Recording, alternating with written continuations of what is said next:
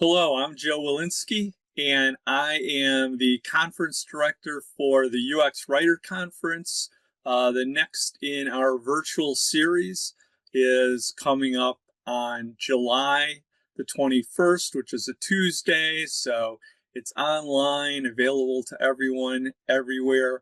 And one of the fun things that I get to do is talk with each of my presenters about themselves and their presentation. And so right now I am talking with Gidon Orelowitz. Hello, Gidon. How are you doing today? Hey, Joe. Thanks so much for having me. Well, it's good to have you involved. I'm talking from you on a somewhat cloudy morning in Bellingham, Washington. Where are you talking to us from? I'm based in Johannesburg, South Africa. Excellent. Another international presenter. It's great to have you involved. I've been to Johannesburg in South Africa and enjoyed it a lot. So it's great to have you as part of the program. Thank you. I really appreciate it. Well, a good place to start is if you could tell us a little bit about your work and your background. Absolutely. So initially, I actually studied copywriting, and along the way, I learned that I could use my writing skills to develop software, and slowly but surely moved into UX writing. And what's actually changed is in the last 4 years, I've, with the advent of AI, I've actually had to reinvent what I am as a UX writer and what I offer, pretty much. And how did you find your way to where you are today? Is it different things along your path that you did, or did you find your way going right into copywriting? I think it was a bit of a roundabout journey. I initially studied law and psychology and eventually realized that there was this creative space where I could utilize my writing skills in a way that was obviously commercially stable also. So that was sort of the background of how I got into it.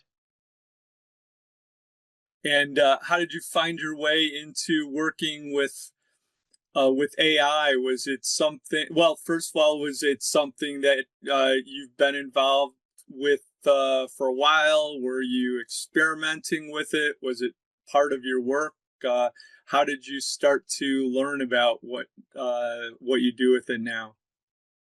So I've always had a quite a neutral stance with AI. On the one hand, appreciate it, but on the other hand, can't stand it because I feel that it's taken away so much creativity from my work process, but at the same time has become such an invaluable tool and companion that I use every day. So since AI started and came about, I've been utilizing it, but trying not to let it infiltrate into the processes and the actions that I still value as a human being. Well, your topic has the title, The Content Design Spare Time Checklist. So, how did you come around to developing this topic? So I always wondered to myself, when a job is finished, you're finished your task, your project, whatever you're doing, and till the next project begins or whatever you're doing next in your day or your week, there's normally going to be some spare time that you've got to yourself. The question is, what do you do with that spare time? Do you sit on Instagram and just scroll, doom scrolling for the rest of the day? Or is there a more productive way of utilizing your time?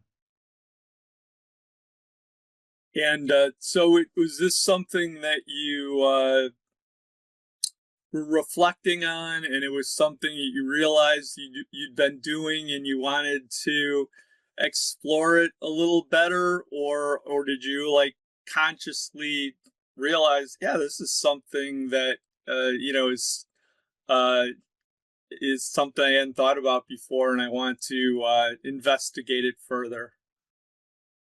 I've always been quite introspective. So I tend to think a lot and I think about my purpose and my value and my meaning.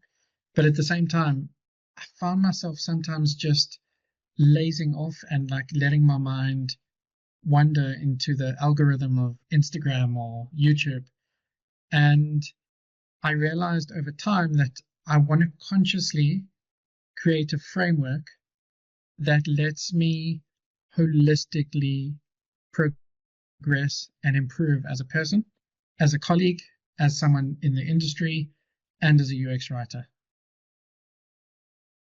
Well, I think it's going to be an interesting topic to hear what you have to say about this area. And thanks for taking a few minutes to talk about yourself and your topic as a preview to your presentation. And we'll see you at the event in a few weeks. Thanks, Joe. I'm really looking forward to it.